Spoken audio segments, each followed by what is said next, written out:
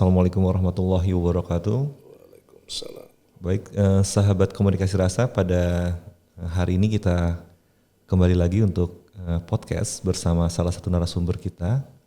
Namun sebelumnya saya ingin memberitahukan tentang tema yang akan kita bahas pada hari ini, yaitu tentang bagaimana mengkomunikasikan data supaya tidak terjadi misinformasi. Mengapa tema ini diambil? Karena salah satu dasar pengambilan kebijakan, salah satu dasar untuk memberikan argumentasi sebenarnya berdasarkan data yang kita ambil sebagai pengambilan kebijakan tersebut. Dan salah satu sumber data yang saat ini banyak diandalkan oleh para pemegang kebijakan maupun di akademisi adalah sumber data di BPS, khususnya untuk di Bengkulu, di BPS Provinsi Bengkulu. Nah, saat ini kita akan ngobrol ya langsung dengan Kepala BPS Provinsi Bengkulu, Bapak Insinyur Windrizal ME. Ya, selamat pagi, Pak. Assalamualaikum, selamat pagi. Waalaikumsalam. Pak Farabi dan sahabat Komunikasi rasa. Baik. Pak Win, hari ini kita akan ngobrolin tentang sebenarnya bagaimana data-data di BPS itu yang selama ini dijadikan sumber informasi itu kita kupas habis sehingga para sahabat komunikasi rasa menjadi lebih tahu, lebih sadar dan lebih mengerti bagaimana cara memanfaatkan dan memahami dan memanfaatkan data-data tersebut. Baik, Pak Windrizal, udah berapa lama Pak jadi Kepala BPS Provinsi Bengkulu? Alhamdulillah baru 4 tahun Pak di Bengkulu Baru 4 tahun di Bengkulu.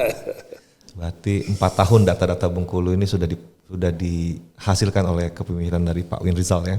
Insya Allah demikian. Baik. Pak, sebelumnya mungkin sahabat komunikasi rasa perlu tahu juga. Kalau kita bicara BPS, sebenarnya fungsi BPS ini untuk di setiap provinsi itu apa ya Pak? Baik, Pak Farabi dan juga sahabat komunikasi rasa. Jadi sesuai dengan PP nomor 86 ya, tahun 2007. Jadi memang BPS ditugaskan oleh pemerintah ya sebagai lembaga pemerintah yang bertugas untuk menyiapkan atau menghasilkan data ya, secara sederhana seperti itu. Nah, BPS ini adalah lembaga badan ya, artinya vertikal ya. Memang kita bukan non kementerian ya. Jadi kita punya perwakilan di 34 provinsi ya. Itu namanya kalau di provinsi kantor BPS provinsi ya. Yeah. Kemudian di seluruh kabupaten kota, alhamdulillah sekarang juga ada perwakilan BPS ya. Itu namanya BPS kabupaten atau kota gitu ya. Nah, ini secara berjenjang itu memiliki tugas yang sama ya. Jadi kita menyiapkan ya khususnya data-data yang sebagaimana Undang-Undang Nomor 16 tahun 97. Jadi memang tugas utama Badan Pusat Statistik adalah menyiapkan data-data statistik dasar. Apa itu data statistik? Ada data statistik dasar, ada statistik sektoral, ada statistik khusus ya. Okay. Nah, kalau statistik dasar itu yang memang dari sensus ya atau survei-survei yang besar gitu. Nah, kemudian statistik sektoral itu data-data yang ada di semua lembaga ya, baik itu kementerian, ya, instansi vertikal, maupun di Pemda ya. Nah, itu sektoral gitu. Nah, ada juga data-data yang khusus lah, yaitu biasanya individu pribadi ya, yang memang ini. Nah, BPS dalam hal ini ditugaskan khusus utamanya untuk data statistik dasar tersebut ya. Nah, ini yang selama ini kita supply ya kepada pengguna data, dan ya alhamdulillah ini menjadi data-data strategis gitu yang dipakai dalam penyusunan atau target RPJM maupun RPJP gitu ya, dari bukan hanya pemerintah pusat tapi juga pemerintah daerah gitu kira-kira Pak Anwar secara singkatnya. Baik, setelah kita tahu fungsinya, nah sekarang mungkin sahabat komunikasi rasa juga pengen tahu gimana sih cara mendapatkan data tersebut sehingga orang menjadi yakin ya, kan banyak juga yang nggak tahu ini data BPS dari mana sih, kok tiba-tiba angka kemiskinan kita segini, kok angka pertumbuhan kita segini, itu gimana dan kapan seperti itu. Nah, BPS punya nggak semacam informasi yang bisa diberitahukan pada sahabat komunikasi rasa sebenarnya bagaimana data ini didapatkan gitu? Oke, jadi sebetulnya ya sesuai dengan tugas kami ya. Jadi setiap tahun gitu, kita punya namanya ARC itu Pak, Advance Release Calendar ya, senarai rencana terbit. Jadi kita punya tuh publikasi-publikasi apa saja yang akan diterbitkan. Kami janji, artinya bahwa ini akan diterbitkan pada bulan ini, misalkan Susenas Maret 2024 akan diterbitkan bulan ini, Susenas September 2024 akan. Jadi semua publikasi udah ada kita ini kan ya. Oleh sebab itu kalau sahabat komunikasi rasa ingin masuk ke website BPS, lihat di sana tuh ada. Kita punya jadwal ya artinya. Nah itu bisa dimanfaatkan, artinya kapan mau digunakan ya, kapan akan diinikan ya. Di sana juga lengkap ya, artinya bukan hanya datanya saja, juga tersaji metadatanya ya. Kan biasanya kan kadang-kadang ya kita harus menyajikan itu supaya tidak ada duplikasi gitu ya kan. Ini udah ada kok datanya gitu ya. Tahun berapa, di mana ya, berapa sampelnya itu ada di sana semua. Gitu udah ada jadwal. Udah ada jadwal dan lengkap dengan itu. Ya. Nah, adapun kegiatan-kegiatan ya memang secara rutin pun BPS sudah menyematkan di sana ya di website kita itu. Gitu. Misalkan Susenas kapan, Sakernas kapan gitu ya. Kalau ada sensus kapan ya. Oh, udah ada penjadwalan setiap jadwal itu secara ini ada gitu ya. Hasilnya kapan? Nah, tadi yang ARC tadi hasilnya kapan diterbitkan dan sebagainya. Kita punya juga yang bukan hanya statistik dasar tapi juga kombinasi antara statistik dasar yang dihasilkan oleh BPS dengan statistik sektoral yang ada di luar BPS ya. Ya utamanya sih dari pemerintah daerah, biasanya dari OPD itu ya. Kan macam-macam ya, kalau yang perhubungan, perdagangan, pertanian itu kan kita juga bisa dapat dari sana gitu. Nah itu kita combine, ada namanya satu publikasi namanya ya, kalau ini kan daerah dalam angka ya, kalau Bengkulu berarti Provinsi Bengkulu dalam angka. Itu ada kabupaten juga ada. Misalkan Kabupaten Bengkulu Selatan dalam angka, itu ada. Nah itu ibaratnya itu kitab yang banyak sekali dipakai itu ya. Karena itu lengkap, bukan hanya data yang dihasilkan oleh BPS tapi juga yang dari luar BPS. Itu kira-kira.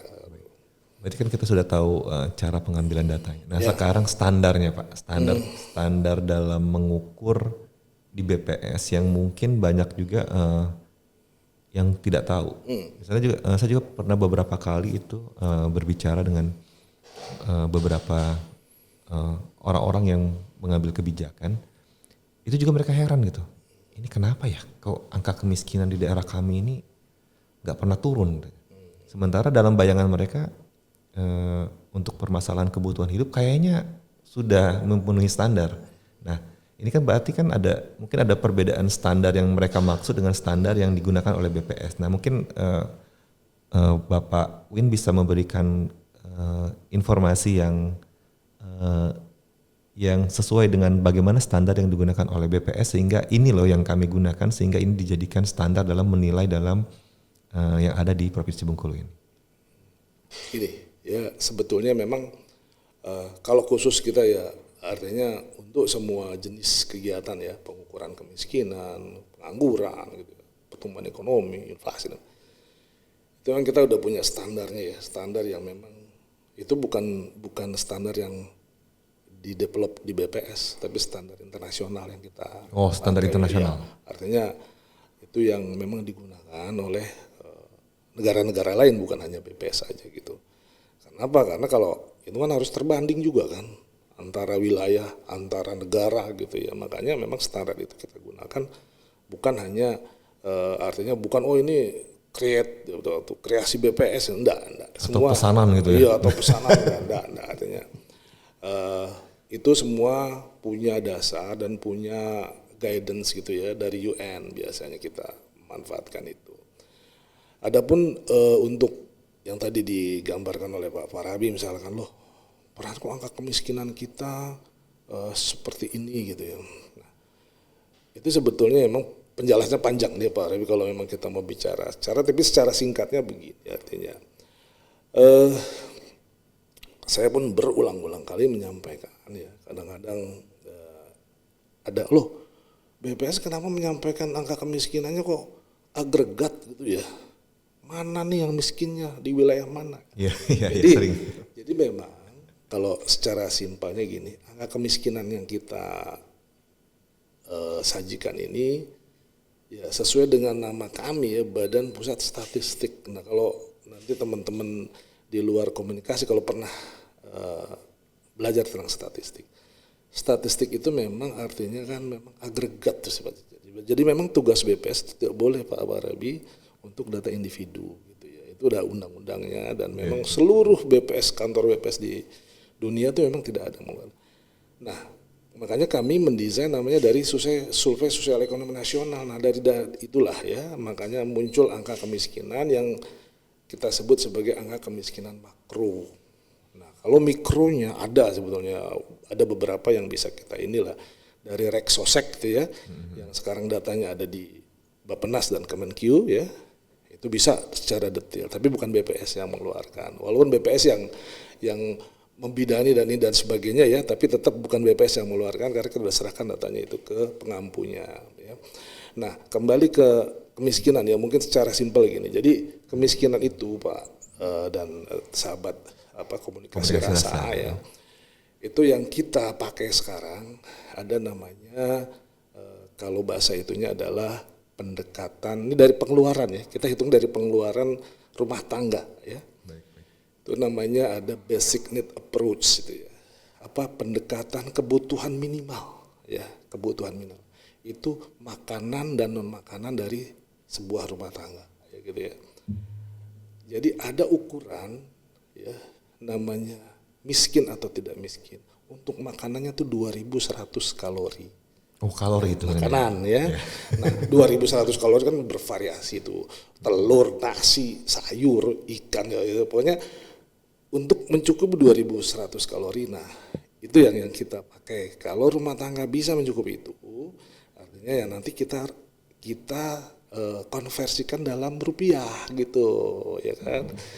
Tapi bukan makanan aja, plus non makanan ya, untuk pendidikan, perumahan ya dan lain-lain lah ya. Atau sebentar Pak, tadi kan makanan itu 2100 kalori. Nah kita tahu mereka memenuhi 2100 kalori itu gimana caranya? Ada standarnya. Ada standarnya. Kan nanti kan kita survei itu ya. Jadi rumah tangga ini selama sebulan yang lalu belanjanya apa saja gitu. Oh, ya, ditanya kan gitu ya. Susunas tuh ya.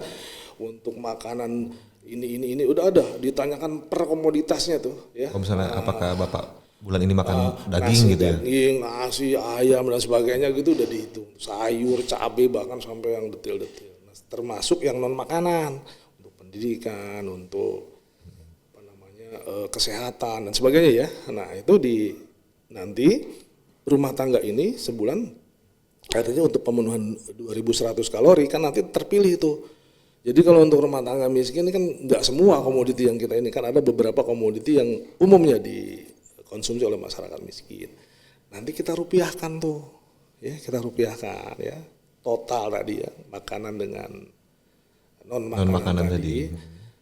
Adalah muncul angka misalkan 500.000 ya sebagai patokan ya per kapita gitu ya. Kalau per kapita 500.000, kalau 4 anggota rumah tangga kan berarti sekitar 2 jutaan per rumah tangga. Nah itu gampangnya begitu. Jadi dibuat garis nih 2 juta rumah tangga. Nah rumah tangga yang di bawah 2 juta itulah yang masuk kategori sebagai rumah tangga miskin gitu.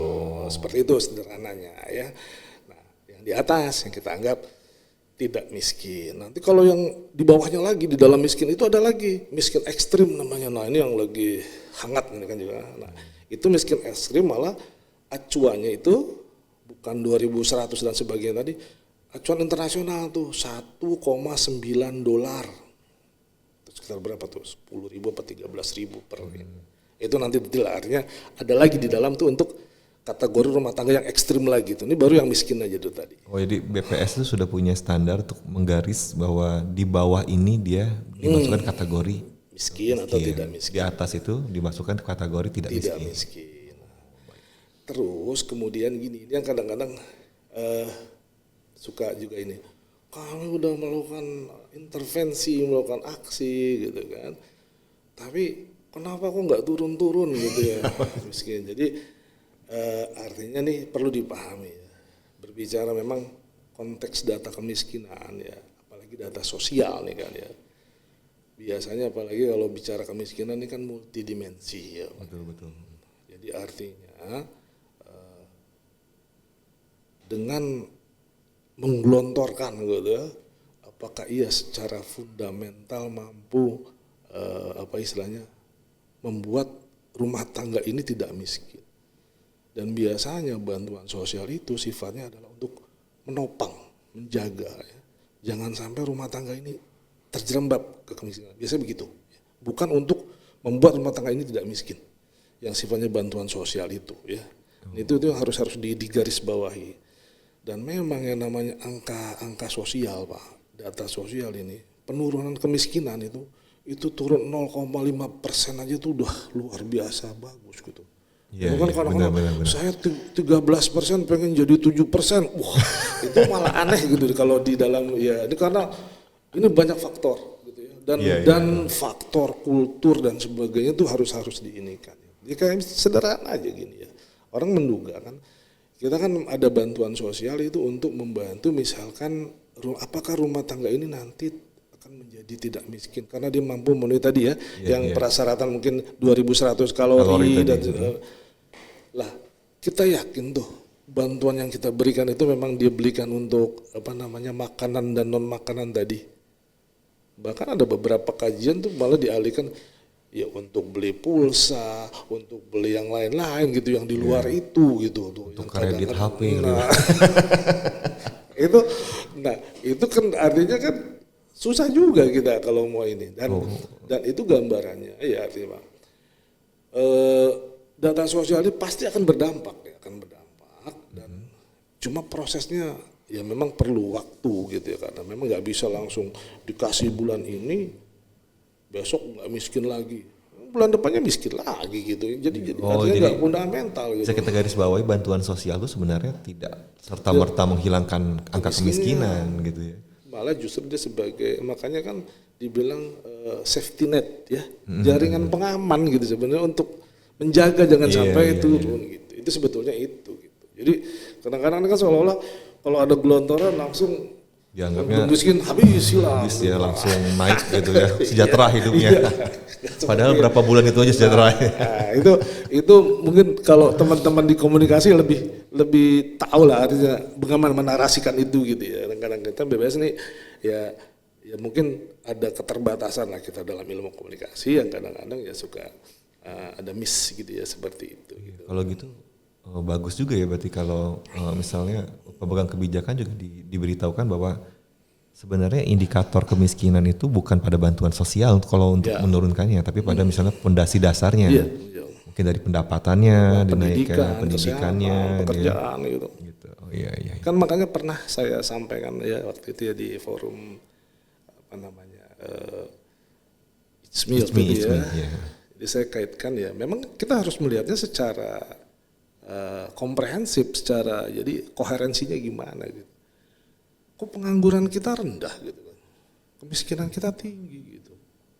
Ya tinggi lah, enggak tinggi walaupun ya sekarang kan 13,46% ya.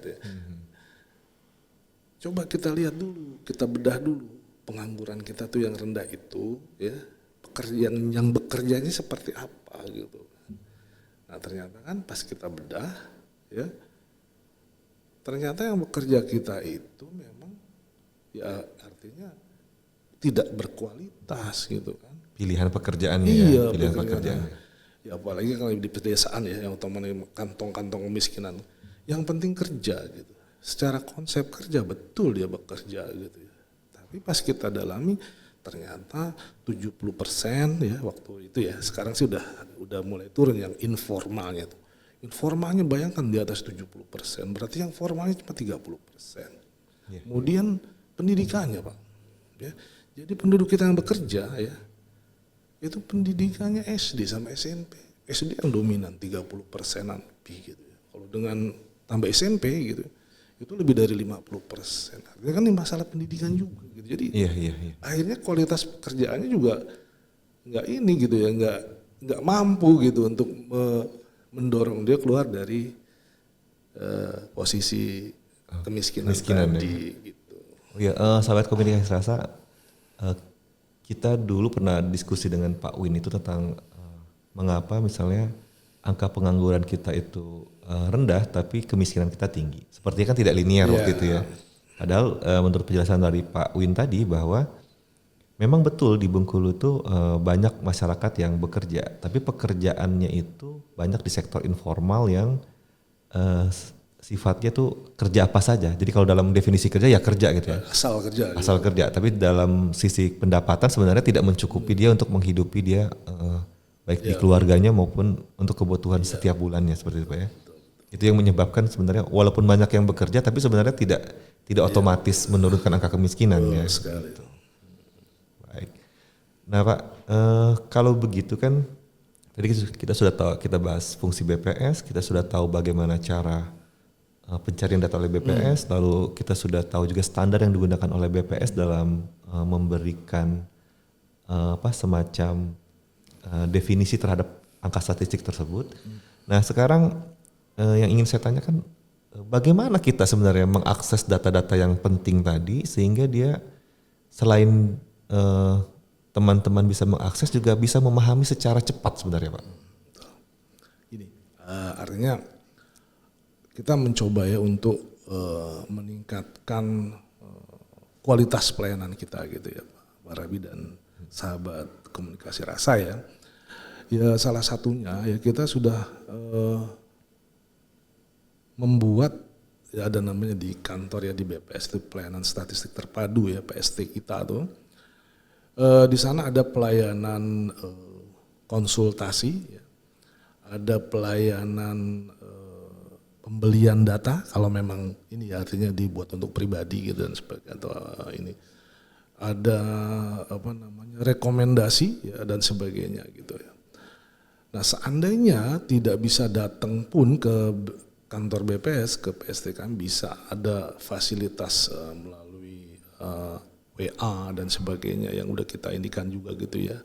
Ya tentunya memang kita punya website ya. Cuma kadang-kadang website ini kan masuk ke sananya itu gitu ya, yang ada proses dan sebagainya. Ya memang harus ada tambahan ini lah artinya. Kalau yang agak-agak gaptek susah juga gitu. Iya, masuk ke website BPS kesesat itu Pak. Kemana lagi saking banyaknya data. Makanya kami terus membuat ini ya peningkatan pelayanan, ada namanya one shot table yang saya sampaikan tadi gitu ya. Jadi ya kita selalu artinya biar gampang gimana nih si pengguna data gitu ya untuk dan kita selalu bahkan walaupun di luar jam layanan kita ada yang namanya konsultasi yang sifatnya bisa by phone atau by ini ya, petugas kami juga udah siap gitu ya. Nah kemudian juga kalau memang mau raw data Pak ya, kalau Unip udah banyak nih saya sering tanda tangan. Namanya ya artinya untuk penelitian dan sebagainya kita ada itu namanya apa ₹0 tuh. Yang penting bersurat aja gitu ya.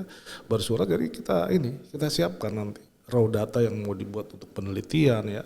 Yang penting untuk ya kita tahu lah kalau institusi kan kalau pasti terjamin lah gitu ya, tidak akan disalahgunakan datanya dan sebagainya gitu. Oh jadi kalau sahabat komunikasi rasa ingin mencari data yang dia butuhkan di BPS cukup bersurat aja? Bisa bersurat, datang ya bersurat pun kalau memang perlu data raw tadi. Raw itu artinya data yang memang belum kita tabulasi yang masih benar-benar data mentah. Silakan bisa gitu kita bersurat ₹0 ya, jadi. Sahabat komunikasi rasa ₹0 untuk data di BPS. Nah iya jadi kita silakan jadi nanti apapun yang ini kita selalu berupaya melayani dengan maksimal gitu ya. Nah kalau misalkan ya lebih bagus Bang kalau datang sekalian konsultasi gitu ya. Ya supaya tidak terjadi kayak seperti tema saat ini ya misinformasi.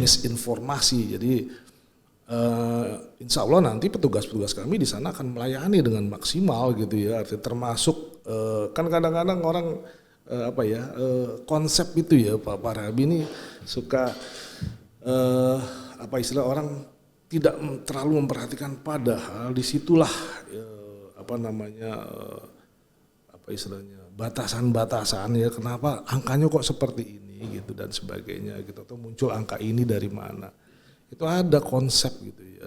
Oh, ada konsep. Ya, ada konsep yang memang kita pakai dan itu berlaku secara internasional ataupun secara umum. Jadi ya kayak kadang-kadang orang suka gitu loh. Yang dibilang penduduk itu seperti apa sih gitu ya. Nah, kalau dulu kan kalau dia misalkan 6 bulan ya, walaupun dia mungkin awalnya nggak berniat tinggal di Bengkulu, tapi sudah 6 bulan dia terus menerus tinggal di Bengkulu gitu. Itu pada saat itu kita anggap sebagai penduduk. Atau dia belum 6 bulan di Bengkulu, tapi dia berniat menetap di Bengkulu. Nah, itu kan ada konsep yang ini kan. Nah, itu kita anggap sebagai duduk gitu kan. Terus kalau sekarang udah bergeser jadi setahun dan sebagainya gitu ya. Nah itu kan jadi ternyata konsep itu juga dinamis. Ini digunakan semua gitu untuk berbagai kegiatan yang terkait dengan penduduk gitu ya.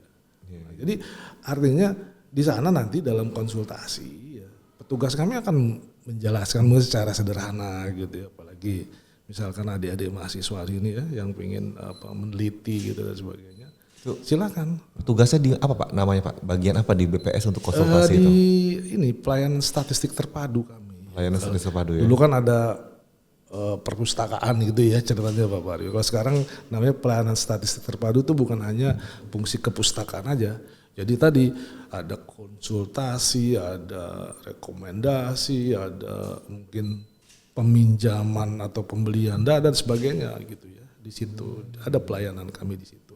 Oh, udah sangat komunikatif sekali ya BPS sana. Ya artinya memang harus begitu gitu ya, kalau supaya ya datanya ini sampai dan berdampak gitu loh Pak itu.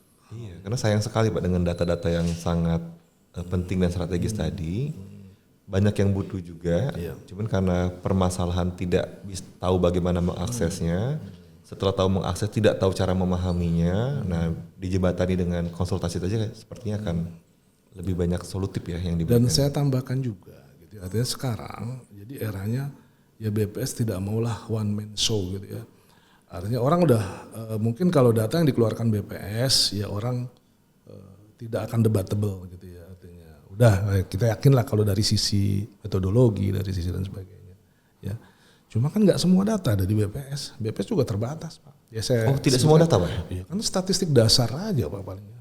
Tapi kalau orang yang data yang luar biasa besar itu ada di sektoral itu Pak, banyak tuh yang sektoralnya di semua di instansi-instansi. Kalau ya memang di tadi daerah dalam angka ada ya sebagian lah, tapi tapi yang detail-detail lagi gitu. Kayak misalkan data perhubungan gitu ya.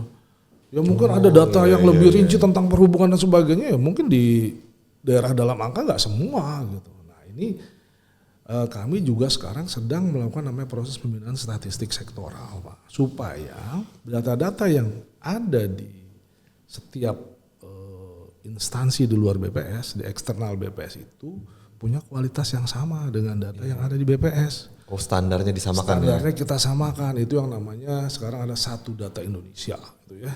Itu sebenarnya ke arah sana tuh, jadi standarnya disamakan, kemudian harus ada metadata. Metadata kan sebenarnya tadi informasi tentang data ya.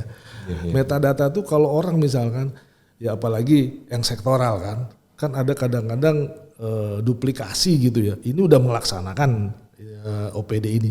Tiba-tiba dia mau melaksanakan juga gitu kan. Hal yang sama gitu. Nah kalau ada metadata Pak, nanti BPS paling kan dikonsultasi ke BPS gitu. Pak BPS saya mau ini nih ya. Nanti secara mungkin metodologi dan apa ya kita arahkan. Bahkan kalau kita bilang nanti Pak nggak usah yang ini udah ada dilaksanakan oleh instansi sana, lebih baik Bapak kesana aja gitu. Jadi kan hemat anggarannya, nggak perlu itu mungkin dialihkan untuk anggaran kegiatan lain gitu. Nah itu sebenarnya di situ gitu. Kenapa kami ada istilahnya konsultasi dan rekomendasi itu gitu. Nah jadi mudah-mudahan ke depan tuh data di setiap sektoral pun gitu ya. Itu yang prinsip satu data Indonesia ada namanya interoperabilitas, Pak. Jadi data itu juga bisa dibagi pakaikan. Kan selama ini kan ya bukan kayak rahasia gitu ya.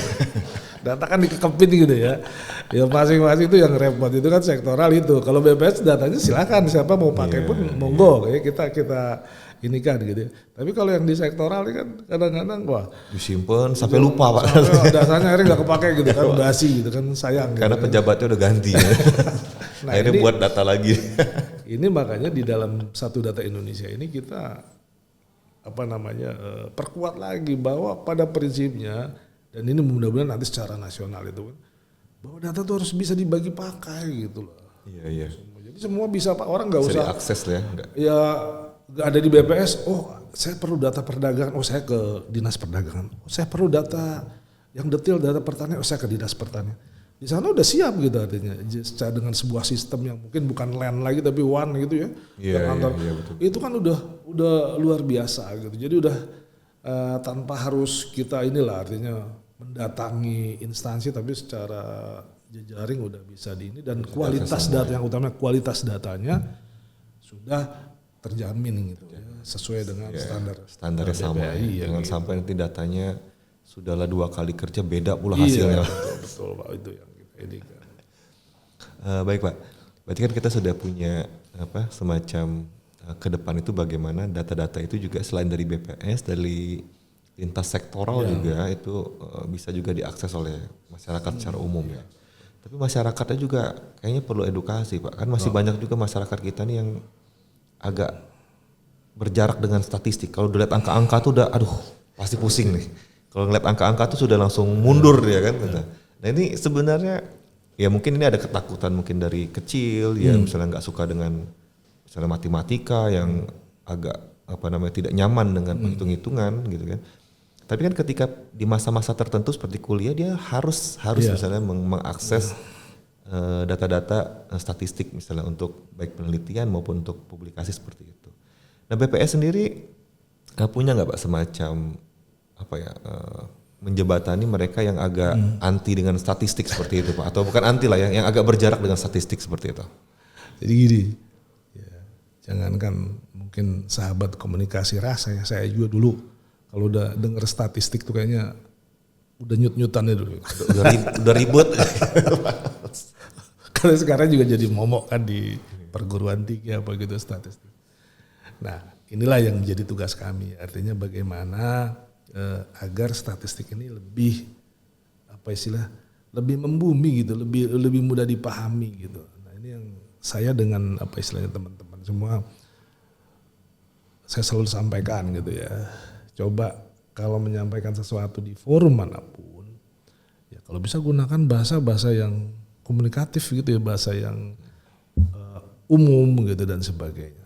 Nah memang kesenjangan pemahaman ini kan memang masih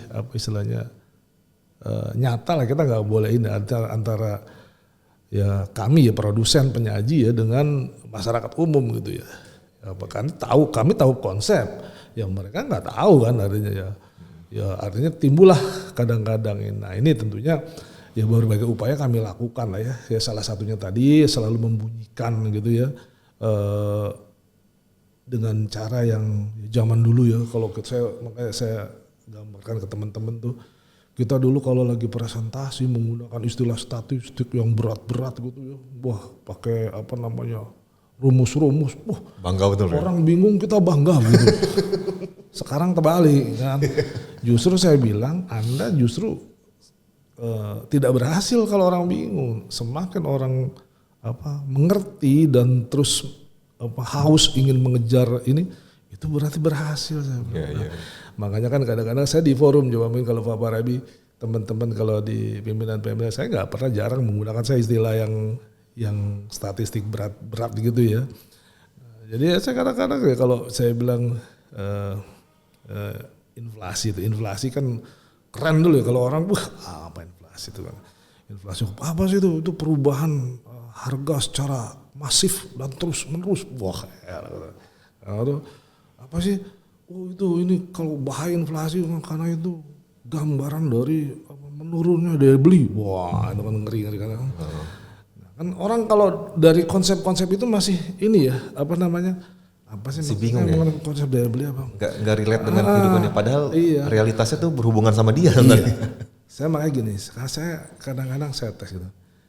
Inflasi berapa? Oh Pak, 0, sekian. Oh berarti ada inflasi ya. Apa yang ini? Oh ini Pak, dari teman-teman yang di lapangan ada beberapa komoditas Pak, cabai. Saya bilang kalau di forum di PMR saya meyakini bahwa ini inflasi apa enggak gitu ya. Saya tanya istri saya aja kalau lihat ke pasar, balik dari pasar mukanya gitu masem gitu kan. Ada apa Bu? Ada inflasi ya. Itu kemarin bawa duit 100.000 itu bisa beli ini gitu. Berapa? Sekarang bawa 100.000 cuma dapat ini. Nah itulah yang dibilang daya beli. Jadi nilai tukar uang kita tuh, gitu kan ya, yang tadinya bisa buat beli sayur, ikan, mungkin apa namanya cabai, bawang, sekarang gitu uang 100.000 cuma bisa dengan nilai yang sama, cuma dapat mungkin sayur sama cabai aja gitu. Wah, berarti kalau saya lihat wajah istri saya lama-lama, wah barang-barang naik semua nih. Benar berarti inflasi.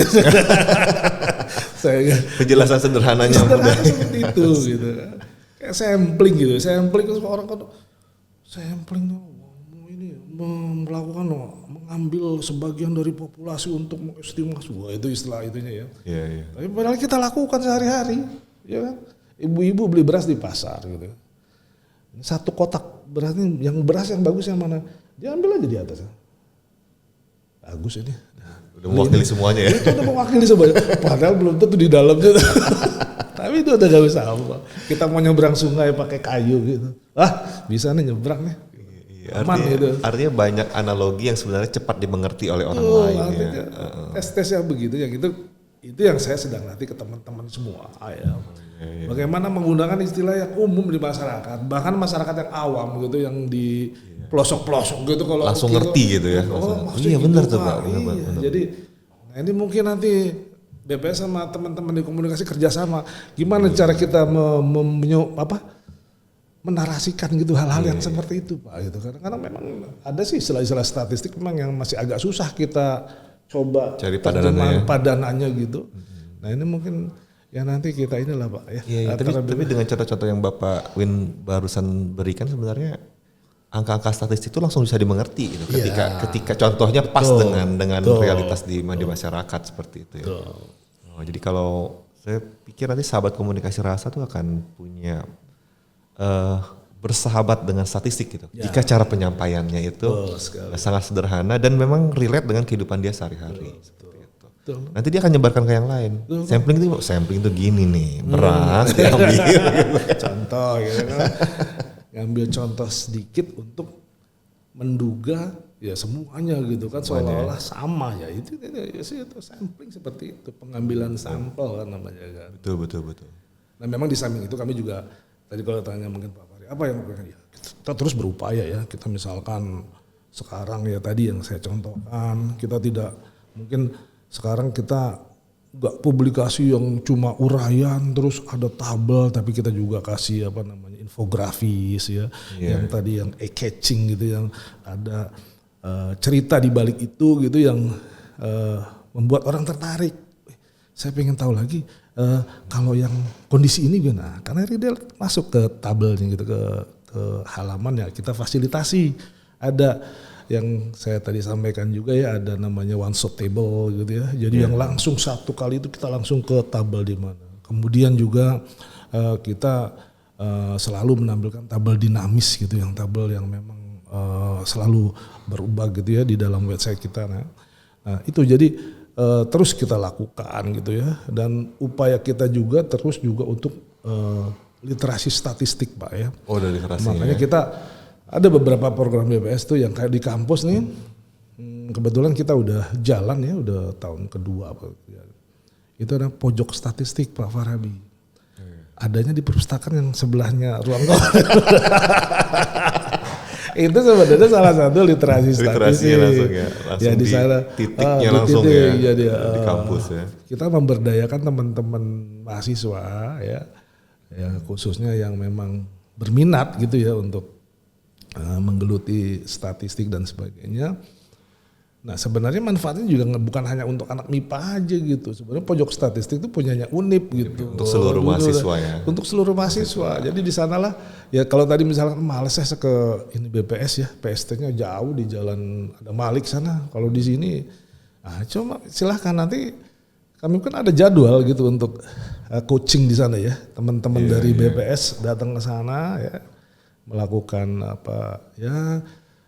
Konsultasi dan sebagainya ya itu bisa dimanfaatkan secara maksimal gitu.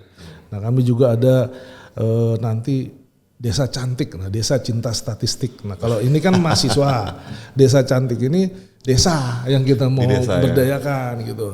Ya kan ya paling tidak jangan hanya akademisi aja atau mungkin dari eksekutif ya di pemerintahan, tapi juga desa juga harus melek gitu statistik data-data nih yang supaya mereka juga nggak menjadi objek aja gitu ya kan selama ini selalu diambil datanya aja terus dan nggak tahu data desa saya seperti apa sih, desa saya tuh nggak tahu dia selama ini gitu bener, ya kan jadi objek dia. Nah karena dia nggak tahu karena dia nggak bisa menerjemahkan sebenarnya. Banyak bisa menerjemahkan.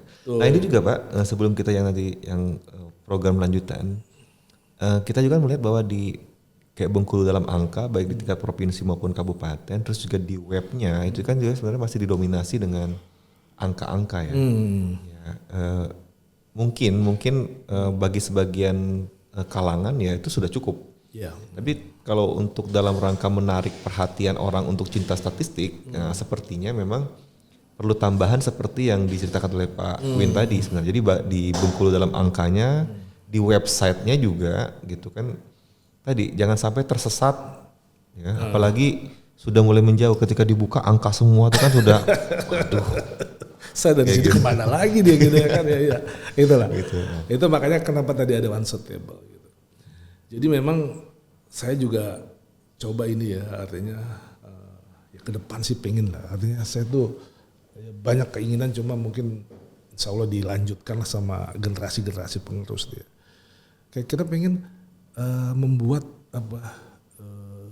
sebuah pemahaman dari sebuah angka gitu yang menarik dan bisa jadi kadang-kadang jadi telahan kita, jadi guyonan kita gitu ya. Yang guyonan tapi guyonan yang positif ya, artinya saya karena pernah saya lapor, saya ingat masih di Pemda masih Pak Gotri waktu itu ya, asisten 3 waktu itu sebelum beliau pensiun kan.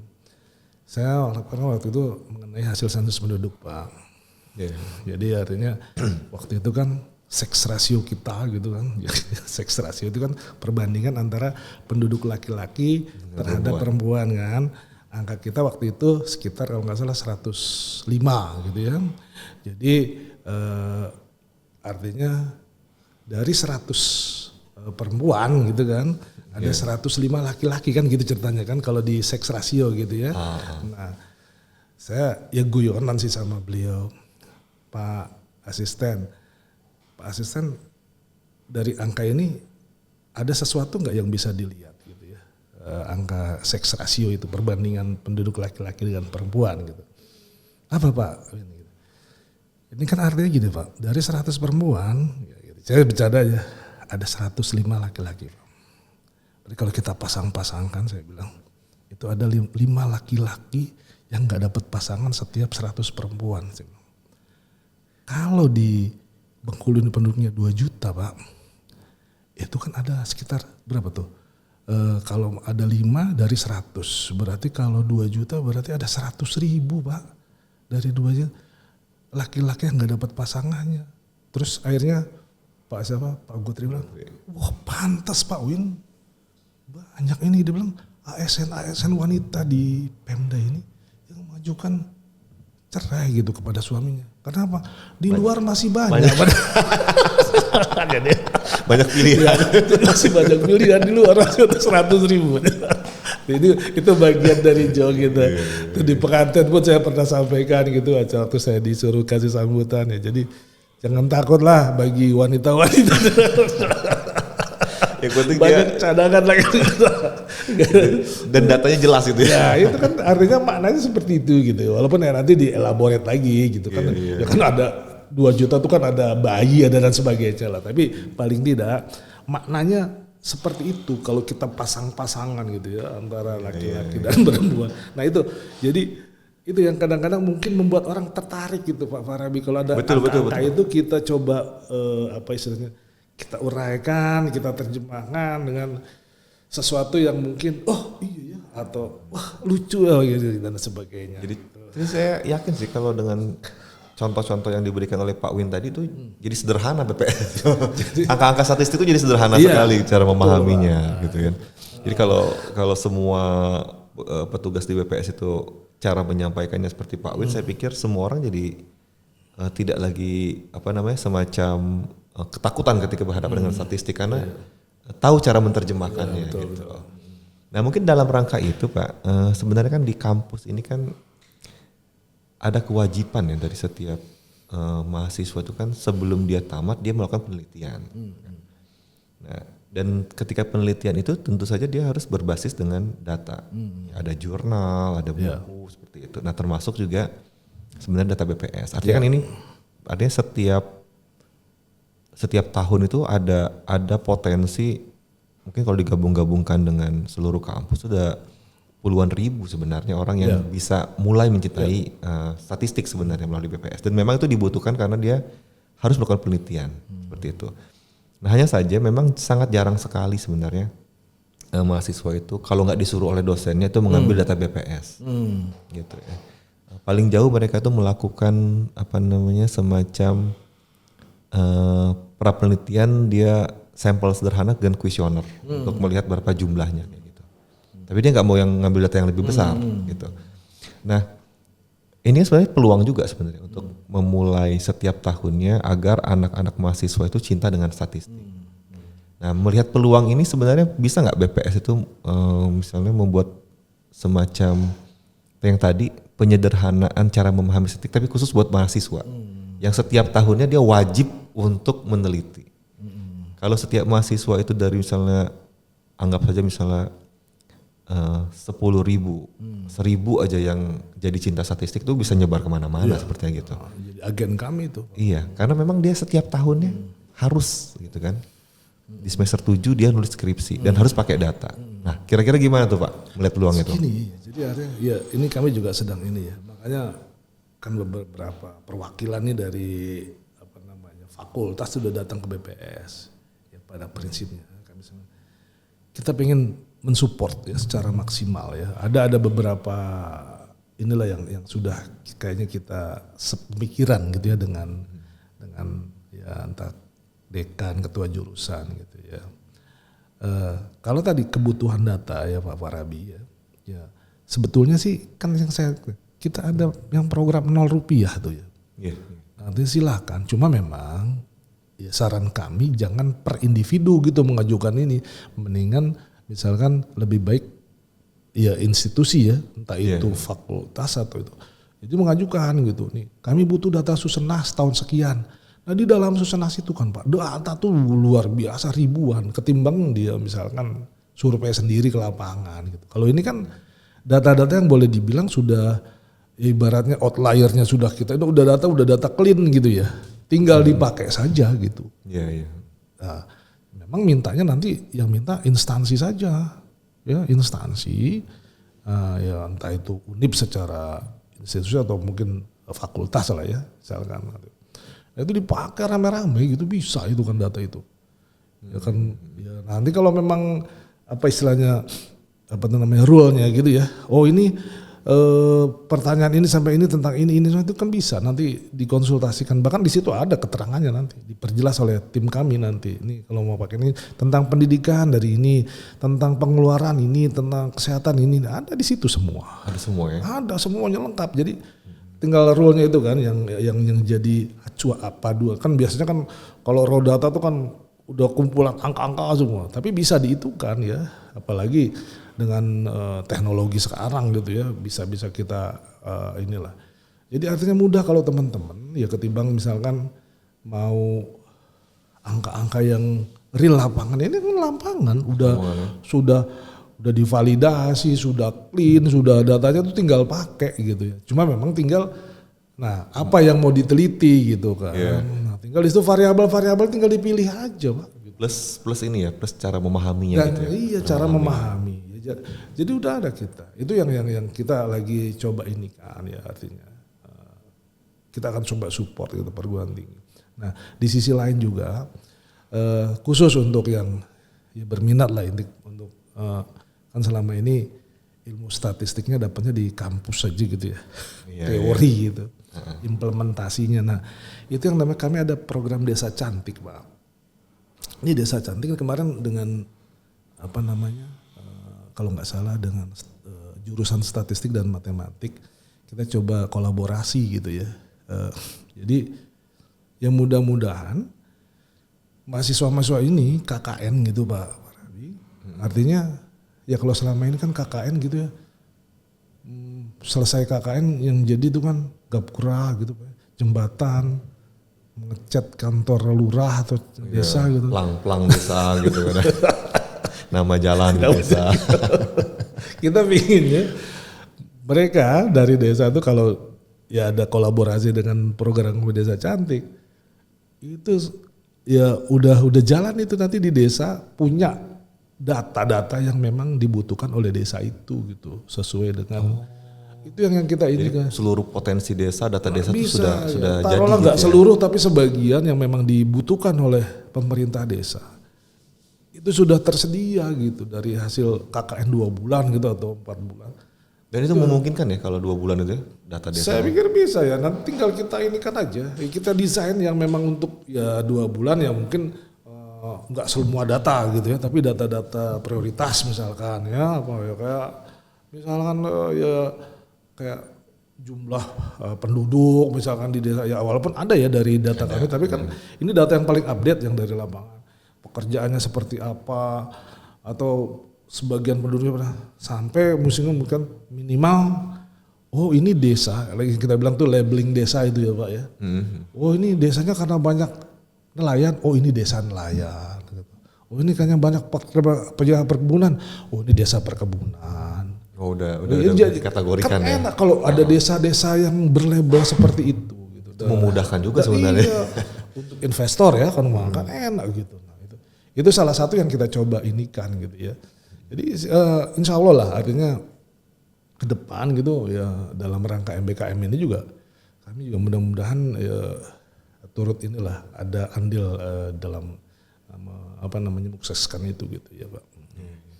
Berarti kalau kita lihat dari awal tadi sebenarnya pertama ketersediaan data yang sudah siap pakai sebenarnya di PS itu tinggal dimanfaatkan dengan Rupiah sepertinya oleh seluruh stakeholder yang berminat untuk menggunakan data tersebut. Dan BPS juga sudah mulai agar orang tidak salah memahami datanya itu juga ada layanan terpadu ya. Iya. Layanan terpadu. Pusat layanan terpadu dalam rangka layanan statistik terpadu. Layanan statistik terpadu dalam rangka memberikan konsultasi jika ada khususnya sahabat komunikasi rasa membutuhkan bimbingan dalam rangka memahami angka statistik tersebut. Dan di samping itu juga BPS juga sudah mencoba untuk bagaimana seluruh data itu juga nanti One sortable. Jadi tidak hanya data BPS tapi data di sektoral itu juga kalau bisa dapat diakses oleh semua masyarakat sehingga itu bisa memberikan keutuhan data di Indonesia seperti itu. Nah, untuk terakhir Pak, untuk publikasi sendiri, ya, jadi selain kebutuhan dari masyarakat, nah cara BPS sendiri mempublikasikan data-datanya sehingga orang menjadi tertarik untuk terus masuk ke dalam itu, bagaimana strategi publikasi yang dilakukan oleh BPS Pak sebenarnya? Itu tadi ya artinya kalau kita masih pakai metode yang lama, jadi paling orang-orang tertentu aja yang pinginnya dia, keinginan kita tuh obsesi kita tuh semua output kita tuh diminati gitu Pak ya. Semua ya. Iya pengennya begitu. Karena kerjanya udah capek tuh ya. Iya. Kerja capek, biaya besar gitu ya. Biaya besar, kerjanya luar biasa gitu dan memang sayang gitu. Apalagi kan pimpinan sudah menyampaikan bahwa pinginnya tuh data-data kita tuh memang bermakna dan berdampak gitu yang saya itu. Itu kan harusnya artinya bermakna itu dipahami tadi, makanya kan perlu ada upaya tadi ya Pak ya, menyederhanakan apa sih ini dibalik angka ini dan sebagainya gitu ya. Dan berdampaknya dipakai gitu loh, dipakai untuk pengambilan kebijakan, untuk skripsi, untuk dan sebagainya lah ya artinya. Nah kalau itu kan luar biasa. Nah, jadi syukur-syukur suatu saat menjadi decision support gitu, jadi pendukung dalam pengambilan kebijakan di level yang tinggi gitu lah. Nah ini yang sangat kami inikan gitu ya. Nah tentunya beberapa kita lakukan ya, artinya ya tadi menyederhanakan ya, membuat tampilan-tampilan yang lebih mudah untuk dipahami gitu ya. Dan memang sekarang kami udah nggak hard copy lagi Pak, kita udah digital semua gitu. Semua. Jadi sebenarnya semua publikasi sekarang bisa langsung diakses itu cuma memang website tadi ya. Nah kalau seandainya memang tidak lewat website ya, itu tadi kami ada infografis juga ya, yang tadi yang lihat dulu ininya gitu, yang menarik gitu ya, kemasan menarik ataupun narasi-narasi yang ada kayak tadi, jumlah yang ini di sini segini. Masa iya sih orang masuk ke sana gitu kan. Nah itu selalu kita upayakan seperti itu ya, supaya semua publikasi kita itu memang diminati dan dipakai gitu. Kadang-kadang kan sudah jadi gitu tapi nggak ada satupun orang yang itu sakit hati juga iya, ya luar biasa. Kok gak ada yang minta effort yang dilakukan udah cukup besar tapi sayang gitu ya. Nah memang kami juga dalam hal ini tentunya tidak melupakan teman-teman ini jurnalis nih, media massa. Media massa. Ada kerjasama dengan media massa juga. Setiap saat kami undang tuh.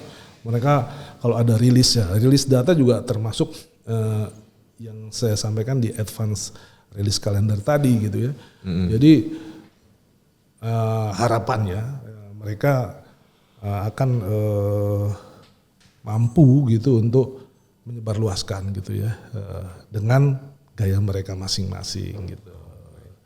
Jadi sudah ada upaya dengan publikasi itu memberikan sebuah kayak pintu masuk ke data yang lebih dalam lagi ya, dengan cara memberikan beberapa insert data-data yang menurut penting gitu ya. Infografis tadi infografis. Okay. Terakhir Pak,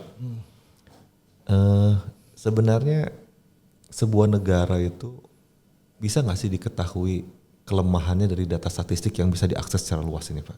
Misalnya kayak Indonesia kemiskinannya segini, itu apa nggak jadi bumerang bagi kita Pak? Dinilai atau juga dijadikan bahan oleh negara lain bahwa tenang aja nih Indonesia miskin nih, nggak akan dia kemana-mana gitu. Bisa nggak sih misalnya kalau dibawa ke wilayah seperti itu Pak? Kalau kami memandangnya begini Pak, artinya ya tentunya kalau data-data menyangkut keamanan negara kan udah pasti terprotek lah ya. Ya kalau yang keamanan negara dan sebagainya yang bisa menimbulkan ketidakstabilan, kegaduhan. Tapi kalau data-data yang kami keluarkan, ya, di BPS keluarkan, sebenarnya sih nggak juga lah kalau misalnya, BPS banyak orang miskin gitu ya. Ya ini bagian dari upaya pemerintah kita juga gitu, gimana supaya nggak miskin gitu. Karena semua negara juga memunculkan angka itu gitu Pak. Artinya ya mungkin yang di ujung Afrika sana juga ada, mungkin yang di ujung Eropa sana juga ada angka kemiskinannya. Justru di situ kita membandingkan, berarti posisi kita sekarang sudah seperti ini. Apa upaya yang harus dilakukan? Saya pikir kalau data-data yang kita keluarkan ini, ya memang ini bisa dikonsumsi semua orang gitu ya. Nah justru yang jadi concern gitu yang jadi harus kepedulian kita adalah bagaimana kita melindungi data individu Pak. Ini yang makanya dari awal kalau tugas BPS nggak boleh Pak. Walaupun kita bisa tapi secara aturan, secara hukum, undang-undang kita nggak boleh mengeluarkan data individu. Karena ya tadi ya artinya khawatir lah walaupun mungkin orang BPS sendiri gitu tapi itu kita memang tidak boleh gitu. Nah ini yang harus ada perlindungan gitu ya. Perlindungan data pribadi sebenarnya. Data pribadi. Kalau data-data yang sifatnya tadi ya makro kemiskinan, pengangguran dan Ya memang ya itu kondisinya seperti itu Pak. Kondisi realnya seperti kondisi itu. Kondisi seperti itu. Dan itu sebagai bahan evaluasi aja evaluasi, justru itu buat kita biar kita tahu, karena selama ini kita nggak tahu orang miskin berapa, wah santai-santai aja, tahu-tahu ada demo. Nah, ya itu yang harus kita. Dan satu lagi yang kemarin kan Pak Presiden juga harus mengeluarkan statement berkali-kali, ya belajar dari kemarin kasus hack yang masuk ke dalam sampai tinggal berapa 2% apa 3%. Itu kan luar biasa ya. Kalau BPS enggak Pak, BPS data BPS itu kita punya Pak, recovery data tuh ada di Kalimantan tuh kita. Oh udah. Jadi kalau aman data ya BPS ya? bermasalah tinggal narik dari sana. Jadi backupnya tuh udah kita rancang semikian rupa. Jadi Pak Presiden kan minta semua pemerintah daerah agar membuat backup data. Iya, ya itu baru. Yang sampai kejadian lagi. Nah itu sebenarnya gitu. Tapi prinsipnya kalau data yang sudah kita publis Pak, itu udah inilah, artinya udah kita lihat ya dampak, nggak ada ya dari aspek keamanan negara ya yang mampu ini kan itu justru gitu ya, itulah yang harus kita kita munculkan gitu. Jadi itu bentuk dari akuntabilitas dan transparansi sebenarnya ya. Kita kalau nggak ada data-data itu aman-aman aja negara kita. Nggak ada dasarnya ya. Iya. Nggak ada dasar buat kebijakan juga. Dan itu jadi artinya untuk ini juga kan, artinya pemerintah menjalankan program-programnya kan harus ada dasarnya gitu. Kalau nggak ada itu dasarnya apa? Bantuan kemiskinan, penduduk miskin aja nggak ada datanya. Siapa yang mau dibantu ya? Siapa yang seperti itu. Gitu. Baik. Baik, sahabat komunikasi rasa, kita sudah panjang lebar ya berbicara dengan Kepala BPS Provinsi Bengkulu, Insinyur Winrizal MA, dan kita juga sudah mendapatkan gambaran tentang bagaimana sebenarnya data itu dari awal diproduksi sampai bagaimana dimanfaatkan secara maksimal. Dan yang paling penting lagi dalam proses podcast kita pada hari ini itu Pak Winrizal juga memberikan informasi tentang bagaimana tersedianya sebuah pusat layanan statistik terpadu yang memberikan kemudahan bagi kita semua untuk mengakses maupun memahami data yang ada di BPS Provinsi Bengkulu. Dan jangan ragu untuk hadir datang langsung ke BPS maupun ke pojok statistik ya, dan kunjungi website serta juga media sosialnya juga ada ya? Ya, sehingga itu informasi yang tersedia itu bisa dimaksimalkan karena proses memproduksi datanya sudah memakan waktu, tenaga dan biaya, jadi sangat disayangkan kalau tidak dimanfaatkan oleh kita semua. Dan bisa dilakukan secara mandiri, pribadi maupun bersurat secara institusi sehingga apa yang Anda butuhkan dapat diberikan oleh BPS Provinsi Bengkulu. Baik Pak Winrizal, terima kasih atas kehadirannya di podcast Komunikasi Rasa dari Lab Multimedia Jurusan Ilmu Komunikasi. Mungkin sebelum ditutup ada pesan Pak buat calon masyarakat pecinta statistik. Baik, untuk sahabat-sahabat komunikasi rasa ya, mungkin sebagai penutup ya. Tentunya saya menyampaikan sekali lagi ya bahwa pada prinsipnya BPS siap yang mensupport ya terkait dengan kebutuhan data gitu ya. Siapapun ya tanpa pandang bulu. Dan tentunya kami juga selalu mengangkat ya kolaborasi itu ya selalu antara BPS ya, kemudian media, akademisi ya tentunya ini upayanya untuk meminimalisir misinformasi gitu ya, dan tentunya kita berupayalah semua untuk mencerdaskan bangsa karena dengan menyebarkan berita-berita yang akurat dan bermanfaat bagi masyarakat luas gitu kira-kira itu Pak. Itu yang ingin saya sampaikan. Terima kasih. Baik, terima kasih Pak Winrizal dan sahabat komunikasi. Semoga podcast pada hari ini memberikan manfaat yang baik buat kita semua dan saya tutup. Billahi taufiq wal hidayah. Assalamualaikum warahmatullahi wabarakatuh.